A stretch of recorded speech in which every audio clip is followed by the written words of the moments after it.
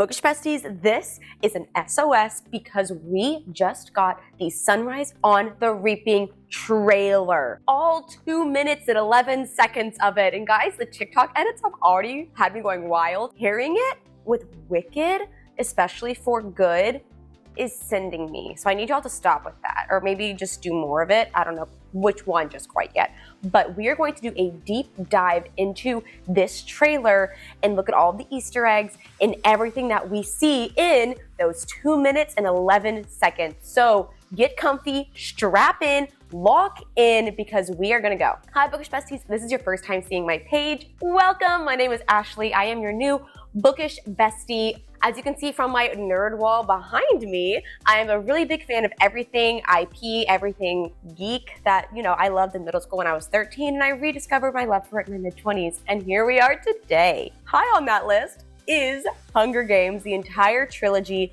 and yes, Sunrise on the Reaping 2. Let's get into this trailer and everything that we see here. Can we talk about how impeccable the makeup and the costuming is for Drusilla? Because when she's wheeled out, yes, wheeled out, it took me a double take to be like, is that Glenn Close? No, that's not Glenn Close, that's Glenn Close. Incredible job to the entire department. She's giving Uncanny Valley vibes. Like, it is actually genuinely terrifying. So incredible job to the department. She looks great, she sounds great. She's everything I needed Drusilla to be and more, and I can't wait to see until she just smacks Maysilee. That's going to be so iconic. We also get our first visuals of the arena, and we know from the books that she's stunning. We've seen photos of filming, but now we're seeing the arena in its entirety. We're seeing it with the CGI. We're seeing it as it should be, and I wish we had smell-o-vision for this movie, because this arena is supposed to smell amazing too, because all of the florals and everything. So I wish we had like a little scratch and sniff, just like, and we could smell the arena with it. But we get our first glance at the beautiful meadow of this arena. We get the florals, we get the mountains, we get the lakes. Like, oh my gosh, it's stunning. And you can see all the tributes looking around, taking in, like, I thought the arena was supposed to be scary. I thought it was supposed to be terrifying, but they're taking in the awe of it, which gives Haymitch the advantage. We also get to see the cornucopia sitting right in the center, and it is the peaks that looks just like the cover of the book. I just wanna kiss Suzanne Collins and the director and anyone who had part of this set design to literally incorporate so much of the book. We're gonna get back to this, I promise. We're gonna get back to this. At first glance, looking at the capes, I had mixed feelings at first glance, because I was so used to the books, like them all wearing what I kind of, in my mind, pictured jumpsuits that were all their district's color. The more that I see the capes, the more that I understand the setting of Sunrise on the Reaping, which is the 70s, essentially, that really retro style, the more I love the capes. The more I love the capes. And in the arena, they all had some kind of blanket device to keep them warm at night, but also protect them from the volcano. So I think this cape is that blanket device that the tributes have. So genius storytelling there, incorporating that into the costume design while keeping with the set of the era. I've now decided that I love the capes. We start to meet some major players in this trailer. We get Lulu, we get Ampert, and then we get our Haymitch reveal. There is a nod happening between, we see Ampert looking over at Haymitch, Haymitch looking back at Ampert, and doing the silent nod, which to me, this is such a callback and a juxtaposition of the very first Hunger Games movie and book, where Katniss has her game plan, she's ready to go. She spans across the crowd and she sees Peeta. She makes eye contact with Peeta, and Peeta shakes his head no. Like, that right there is such a clash. It's such a great juxtaposition of Haymitch is like, yeah, we're gonna go out forward with this plan. And then Peeta, on the other hand, is like, no, Katniss, don't do that. Really puts the Haymitch and Katniss characters together, that they always have for the entire, they're always compared to the entire book series. And can we just take a moment of silence? A moment of silence on how incredible Joseph Zada looks as Haymitch. He looks so good. And no, he's not book accurate. I understand Haymitch supposed to have olive skin, dark hair. I get it. But because he has to live up to Woody Harrelson, stunning. Incredible job tying that casting together. He's a phenomenal actor, just getting started. I think Joseph, this is literally just the beginning for this man.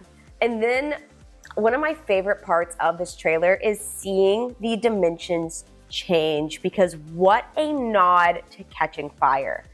Seeing Joseph look off, seeing Haymitch look off in the distance, and all of a sudden we see the dimensions start to move. It's giving Catching Fire when we went from widescreen to full screen, when Katniss was in the tube to go up into the arena and the rest of the movie was seen in full screen. Oh my gosh, that was a genius directing choice then. I see the nod to it here, and there's more nods coming.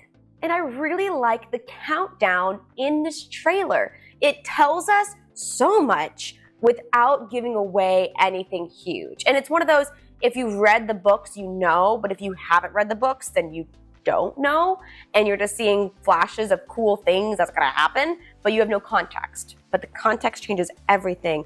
And it's really seen from this perspective of us, the audience, being the capital citizens, counting down for the games.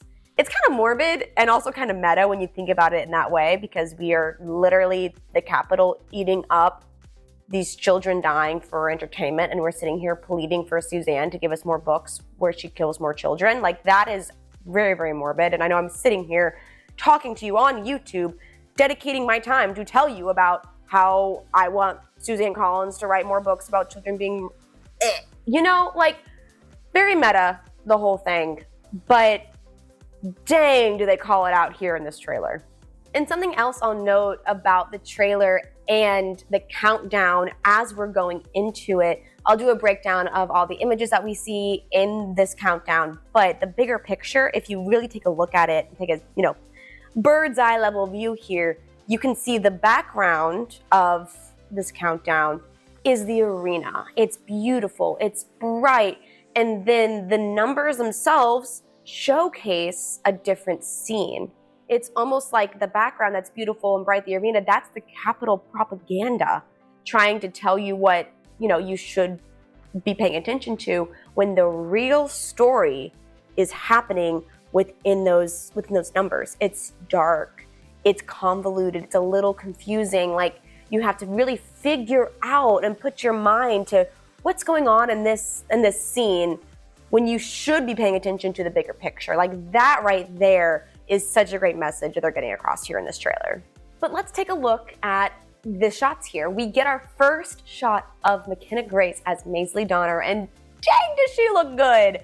But let's also talk about how her style, she has the bangs, she has the braids in her hair, she's playing with her token. This is such a nod to the original fan movie of Haymitch's games back in the early days of YouTube, some 13 plus years ago. I know McKenna Grace has come out and said multiple times that she's a huge fan, she's a huge geek. She really wants to do Maysilee justice for the fans. So she's probably watched that fan movie hundreds of times. She's read this book multiple times. Like, our girl is gonna do it for us. And I think this right here is evidence how the movie's gonna do it for us, and how this is truly a cultivation of fan love for this franchise and these characters, and we're getting what we deserve here. Going through all of the arena, it's just beautiful to see how they stayed so close to the book.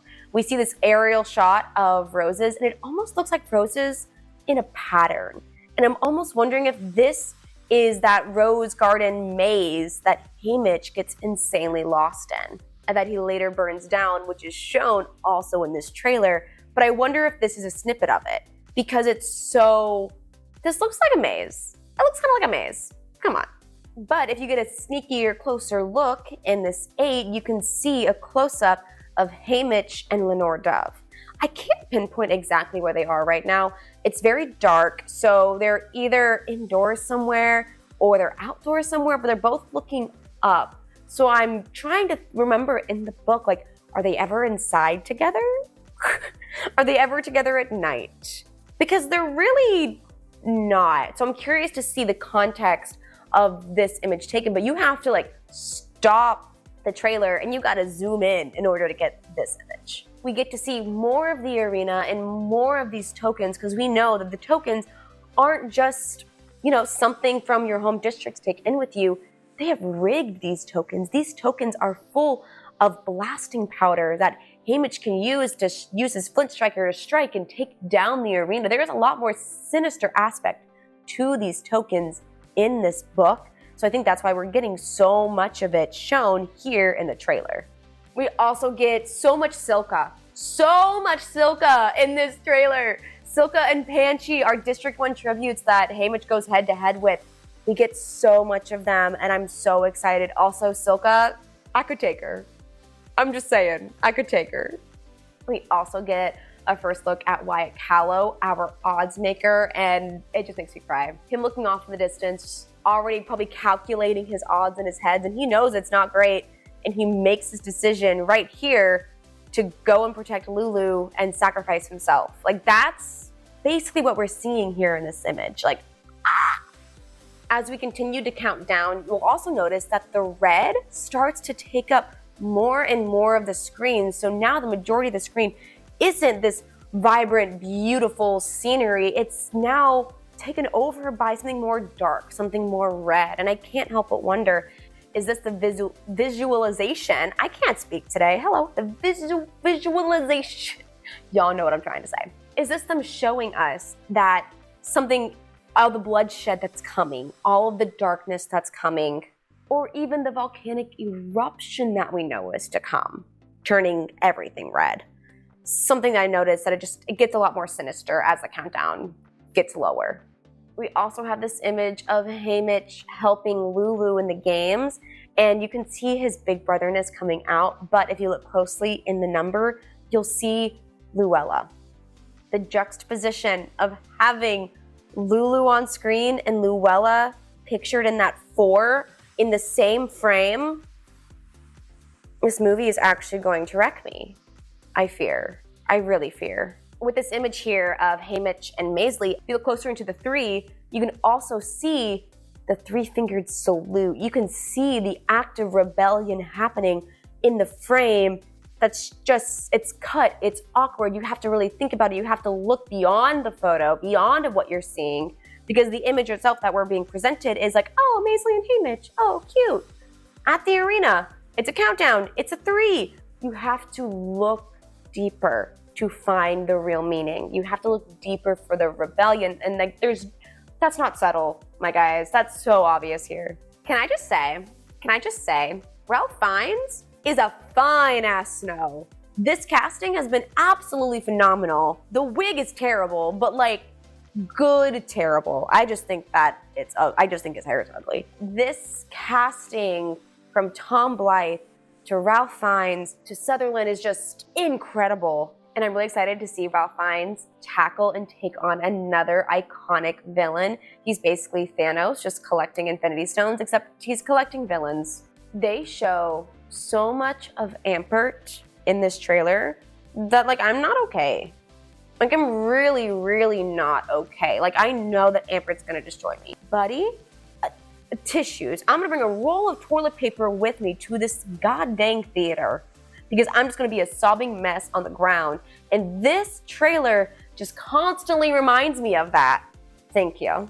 We also get our first look at Plutarch, and Jesse Plummer looks stunning, amazing, calculated. You can see all of the wheels turning in that man's head, because that man has the rebellion on his back and he has capital facing in front of him. He is playing the long game and the dirty game, and ultimately Plutarch is the winner of these games, if I do say so myself. Hot take? Who knows?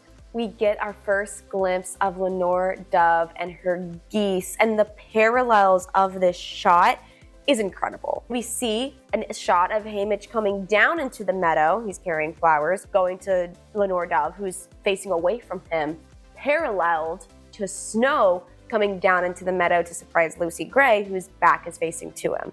Like, dude, I would crash out too. I would crash out too if I saw that. Snow just really hates to see a blonde boy falling in love with a cubby girl. And I know in the books, again, I'll say in the books, I know Haymitch isn't blonde. However, for this point, for Snow to hate Lenore Dove and Haymitch as much as he does, Katniss and Peeta as much as he does, I think part of it is he is seeing himself and the relationship he could have had and did have with Lucy Gray portrayed through Haymitch and Lenore and Peeta and Katniss. And I think that partially fuels his personal hatred for them. So for the movies, I like it. I like the change. Crazy, a concept that I like a change in movies? I know. Haymitch and Lenore have such a cute little moment where they're looking at each other lovingly and I want to cry, and then she gives him the flint striker. And I need you guys to pay attention. I told you we'd bring back the book. The flint striker is the same color as this book. It's gold and it fades to purple in the middle right here. Like, I'm obsessed. I'm obsessed that Suzanne Collins did that. It's such an incredible nod to the book. Such an incredible nod to all of the readers who love this piece of literature, who are so excited. It's a little shout out to the real ones who read and kept going. So, thank you. Thank you for that. We then see Haymitch use his flint striker and get to be Big Brother because he shows his little brother how he uses it. And then it transitions into him using it in the arena, and he's using it for his little siblings, he's using it for Ampert, and he's using it for Lulu, and it's just, oh my god, this movie's gonna destroy me.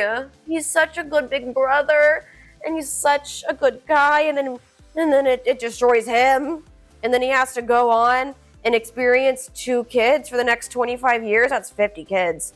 That he has 48 kids. Katniss and Peeta both live. Again and again and again, just dying and dying and dying. There's nothing he can do about it. He's just reliving the past trauma of this arena of Ampert dying in his arms, or not in his arms. You know how Ampert died.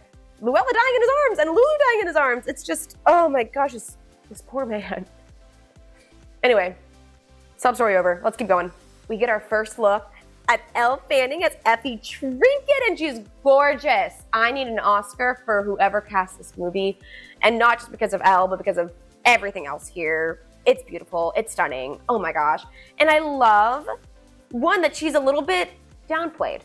She's not as wild as she is in the later movies. We have time for her to build up there. She's very subtle for her. We don't see the full costume, but at the centerpiece of her necklace is a butterfly.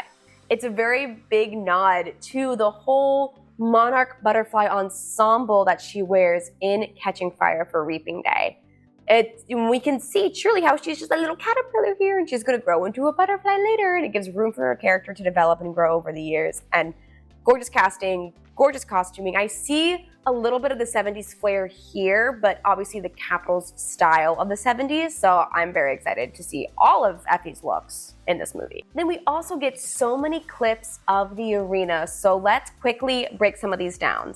We have a very short clip where they're running through what I perceive to be the burned down maze so that Maysilee and Haymitch can get to the end of the arena. We also get a glimpse of that final axe scene with Silka. Oh my gosh, that perspective of just seeing the hand holding and the axe on the ground. Beautiful, beautiful film work. Oh, stunning. And we also get another clip after that of Silka running away from the cornucopia. So we know already she's gonna have a major part in this movie. I mean, we know, but I really love seeing so much of her in this trailer. One of my favorite little clips I snuck in here is Haymitch looking down the hole from where he's gonna go actually into the arena. Anyone else who hasn't read the books are probably like, that's an interesting shot, but we know exactly what it is. He goes into, oh my gosh, what's that called? He goes into the mound and he has to remove what do I want to call a porthole essentially. And he's going into it and we get the shot of that here. And it looks exactly how I pictured it. So I'm being brought to life. We also see another battle scene with the careers. So we know we're getting some good action here. Then they go straight into the gut-wrenching fire because they put the fire in the trailer. Guys, I'm not gonna be okay. I'm not gonna be okay. Like I said, this trailer, if you've never read the books, then you'll just kind of gloss on by and be like, oh, this looks dope. This looks cool. I wonder what the context is here. But when you've read the books, and you go shot by shot, pausing like I did because I'm a crazy person, or you watch this video and you realize the context of putting the fire in the trailer. Y'all okay? Y'all doing good? We'll check in. And of course it has the volcano eruption, which hopefully my question on this will get answered. I would love to know your guys' thoughts on this volcano because I have 3 current theories. Theory number 1, whatever Haymitch was doing under the arena when he flooded it, did that cause the volcano to erupt when it did? Was Haymitch literally causing it through faulty wirings that it blew? 2, did the game makers purposely do the volcano then as a distraction for what Haymitch did? So while they were able to kind of fix the flooding and fix the wiring, they set off the volcano as a distraction for the viewers? Or 3, was the volcano always supposed to go off at that day and that time? Because we know the volcano was always supposed to go off. We know that as a fact. But the question is just when. And last but not least, I'm gonna give you guys a little sneak peek into what I'm gonna look like in the theater. Yep, that's gonna be me screaming and crying over this movie because Suzanne Collins cannot give me a break. All right, guys, that was the Easter eggs and breakdown of this trailer. If you guys picked up on anything else, please let me know in the comments below. This trailer was amazing. I'm so excited for it. You're so excited for it. Let's talk, let's chit chat. Subscribe to me for all of the bookish and all of the geekiness and all of the nerding out over our favorite IPs. Hit that like button and let's keep this friendship going, guys. I cannot wait for this movie. Stay tuned for more information and more details. I'll give them to you as soon as I get them. And of course, everyone, happy reading. And in this case, happy watching.